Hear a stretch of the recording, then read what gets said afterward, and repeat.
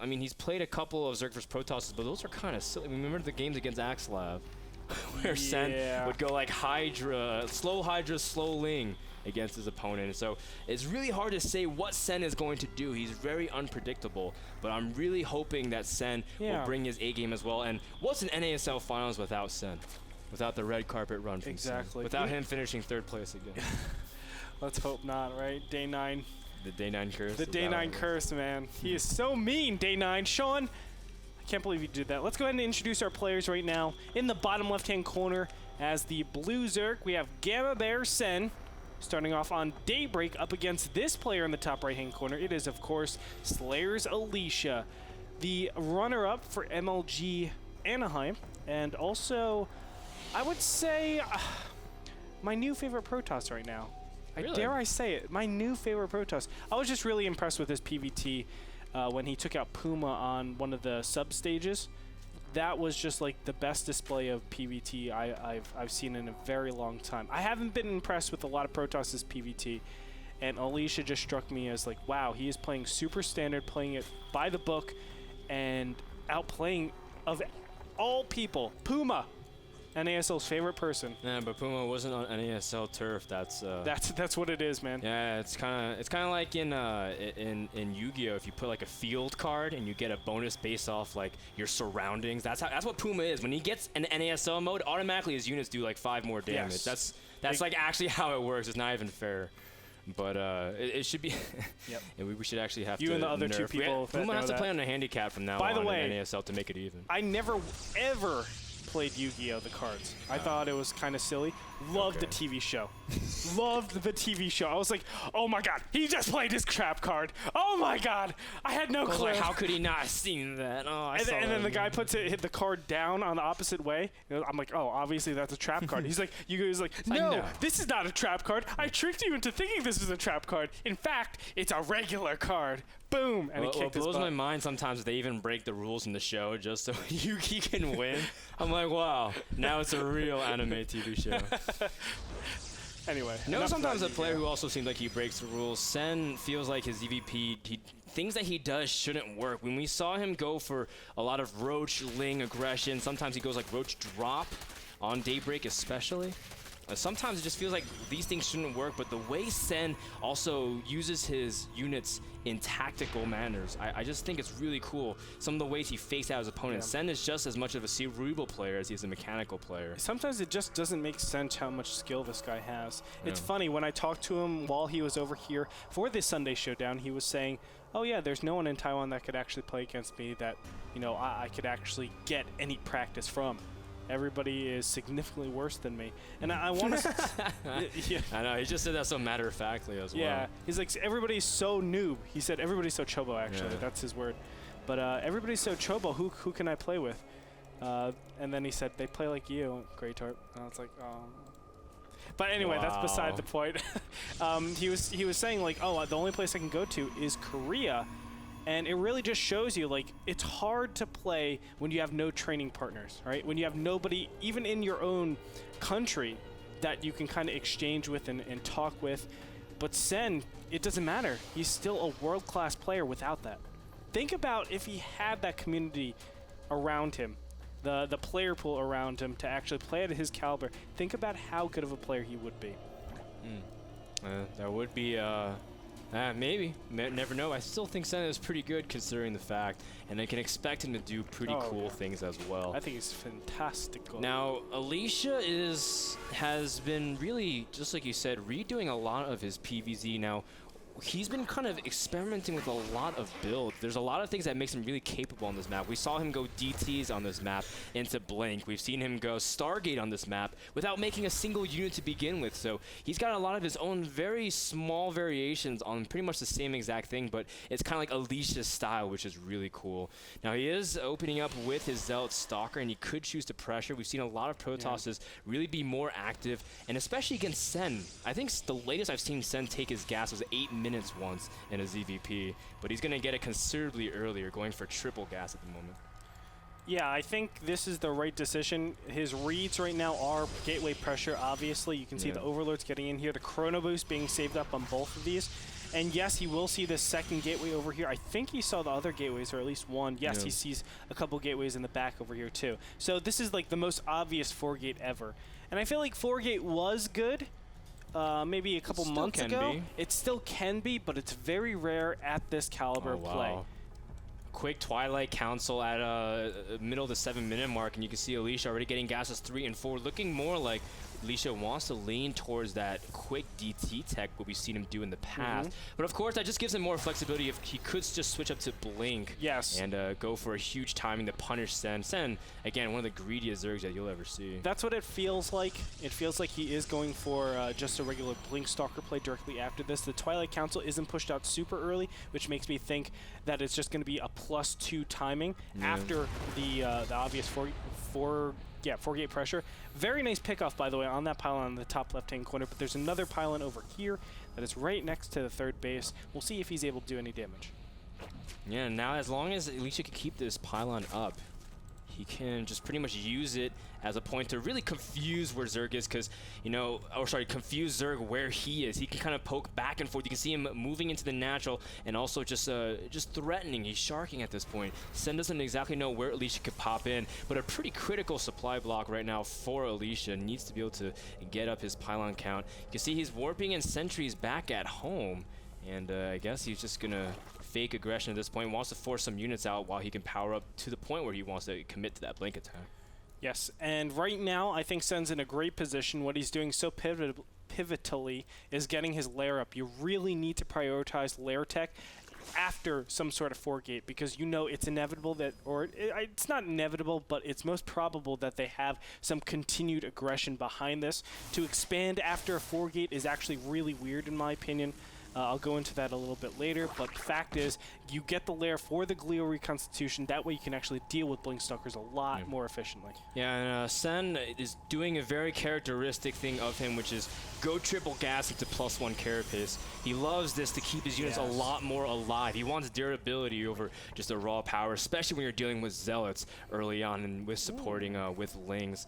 And you can see that he's going for a really quick infestation. Yeah, that's a little bit weird. I would say that's not the correct choice, but it could be just, okay, well, I'm going to invest a theoretical 6 roaches into this potential tech, and if my opponent isn't doing pressure after this, if he's actually going for something like, you know, an expansion or a pressure, and then behind that you are expanding, then I'll be ready to switch into infestors. Even though he has that scout in the bottom right-hand corner, I really do think that's a big blunder. Oh my god, these roaches. Need to be careful, and 2 roaches are probably going to go down right here. Now, what's important is Sen also did get a sneak peek at the unit composition of his opponent. Oh, yes. And he does see +2 is finished. Sen will not be able to hold his 4th base if Alicia chooses to push up here, but he doesn't know about it. He's going to try to force himself up to 3rd. And as long as you can use that hatchery as part of the force field wall, you can really get a great position. Just like right there, you can see Sen immediately trap some of the units. And he can't really engage onto this army at this point. Alicia reinforcing from that pylon even further, but Sen has to pull his drones immediately. You can see more force fields drop from Alicia and blinking backwards. And this is the timing that Alicia's been waiting for so long. And you can see that he's going to completely take out this 3rd base, making it really difficult for Sen to keep holding. Yeah, Sen will lose this 3rd base, and it's unfortunate for him, as there's a lot of really tough decisions ahead of him. Does he just mass up and try to go units versus units, or does he sit back and try to just take his 3rd base directly after this? Now, he did take the top left-hand corner, which will help out a little bit, but still, the direct threat are these you know, huge amounts of stalkers. You can see the Sen is really cautious on when to engage based on force fields. Alicia's another force of force fields, and you can see that Sen at this point can't really engage just because the force fields are keeping him away just outside the Roach range at this point. And Alicia does end up backing off, but he's already preparing something else. He's got his robotics almost done. Yeah, so the way you punish this is actually to get Burrow, because obviously your opponent stops getting the robotics facility. They just go, I'm going to be super streamlined into this Blink Stalkers. And obviously you can do a lot with that. So the fact that he has no Burrow is obviously a big problem. From here, I think Alicia can easily just go into Colossus and go for the composition counter. Because no matter what, Sen has to react to the huge composition that Alicia has currently. And he's doing that with Infestors, which are obviously a lot better in this position. They are forward thinking, but he still has, you know, just a power problem. He doesn't have the capacity to really take out these units easily. And it might be a little bit tough to tech or really do anything. Losing that third base was quite detrimental for Frodan. Alicia now has his third base in production. Sen just trying to pick up the pieces after the glass has been shattered. But good thing is that Sen can just pretty much rebuild from here as long as he can really protect his bases. But the problem is, Alicia is going to get into this spot where he can really force field off the army. The Infestors are not in position to fungal. One does land, but again, the roaches aren't really there to follow up the fungals. And you can see Alicia does end up backing off, but not before he sniped that fourth base. Great continuation. Fungals keep those units in place. He will get a couple of sentries there, but still a good amount of sentries are going to be left over. And where does Sen actually go from here? This is a really difficult situation. Now, unfortunately, there is a chrono boost on this robotics facility, but it's not making anything. I would have said, you know, anything out of that robotics facility is going to be very useful in the coming fights. But for now, Alicia's just been using his force fields pretty well, and for the most part, his sentry retention has been very keen, just because, you know, a lot of Protosses are very kind of careless with their sentries, and they lose them, and then they have to kind of rely on their stalker micro. But of course, the optimal scenario is just let them force field and get the sentries out of there so that you can use them later on. Now, what Sen has to really worry about, as he is trying to take out that one observer, very big thing, is that Alicia will eventually have to secure 3 base on a better economy than Sen, at least initially, because Sen has to make another wave of 16 drones. But this is the point which Zerg is not really comfortable anymore, because when Protosses get 3 bases, Zerg will have to be on 4 or 5 bases and rushing for Hive, but Sen does not have that flexibility. Sen has a couple of movement tricks that'll help out a little bit, but I think Alicia is pretty nice in this position. I mean, I was thinking if Sen could potentially get all the units up here, and then of course the Protoss units are all the way down at the third base, then yes, he will be able to bottleneck everything with great fungal growths, stop them, the reinforcements from coming in, and then just ravage the natural and probably the main. It's just getting to that position is really, really difficult. He needed to take out these destructible rocks to even give him a chance to do that. But at this point, actually, Sen might not be the one that's bringing on the aggression. Fungal growth is going to go down, but he loses the Infestor, Frodan. Yeah, that Infestor snipe did not help Sen's cause whatsoever, but that does put the units pretty out of position. And Zergans are going to run in here, or try to run here. Now, this is exactly what we were talking about before. The fungal growths can keep everything in place. He needs a big blink, but he doesn't want to do that. There it is. The blink comes up, but now all the units can't blink again. Now the roaches can go directly up into the main, or are they going to pull back? Half the units pull back, half go inside. Really nice diversion. Try to buy time for him while he gets up additional units. He was droning behind this. Yeah, and you can see that Sen at this point getting that Hive tech out, but doesn't have really strong gas economy behind it. You can see that he's trying to buy as much time as possible, but everything has been cut short. Creep spread, drone counts, map control, even vision has been limited. Has been a limited resources for Sen this entire game. And now Alicia has a pretty intimidating army. Even though, yeah, he lost some units, he still has sentries. He's incorporated some Immortals and has a couple Colossi out. And this is a huge army that Sen can't necessarily confront just yet.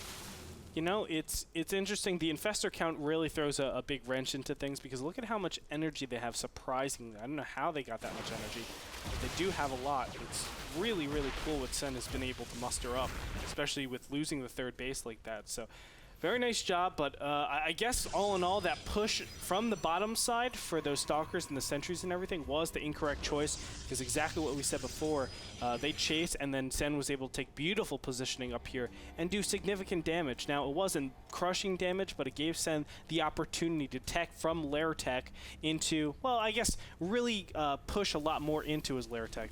He didn't go to High Tech just yet, but he is working towards that tech, as we see right now. Corruptors and Greater Spire on the way.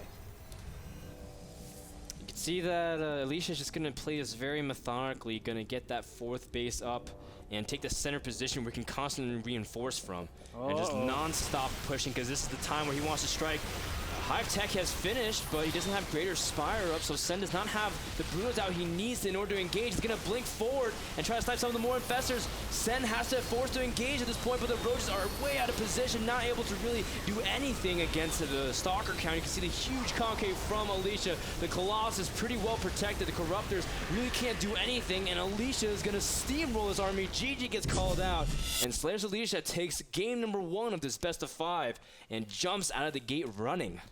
Very nicely played. Alicia surprisingly takes that fight so convincingly. I thought, Sen would have a little bit in there, but without creep spread, without the proper positioning of his units, and all those force heals. That's something to talk about, which you said so importantly. The sentry retention is the way he actually won that fight and won all of his fights continuously. He was able to keep the same sentries alive, which gave him a lot of positional advantages during these fights.